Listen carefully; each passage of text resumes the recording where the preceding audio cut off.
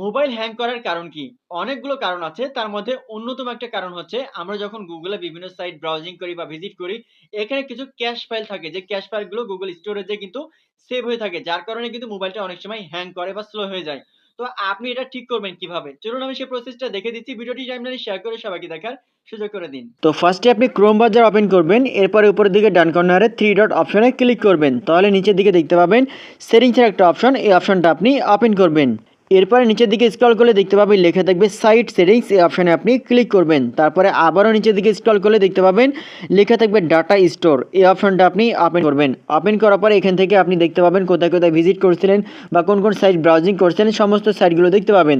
এখন নিচের দিকে দেখবেন যে ডিলিট অল ডাটা লেখা আছে, এখানে ক্লিক করে এগুলো আপনি ডিলিট করবেন। তাহলে আপনার ফোনটা আর কিন্তু হ্যাং করবে না। তারপরে যদি বাই চান্স হ্যাং করে তাহলে আপনার ফোনে যদি ফোন মেমোরি ফুল হয়ে থাকে, ফোন মেমোরির জায়গাটা একটু খালি করবেন, দেখবেন যে ফোনটা স্মুথলি কাজ করবে আর হ্যাং করবে না। ভিডিওটি অনেক ইম্পর্টেন্ট, টাইমলাইন শেয়ার করে সবাইকে দেখার সুযোগ করে দিন। ধন্যবাদ।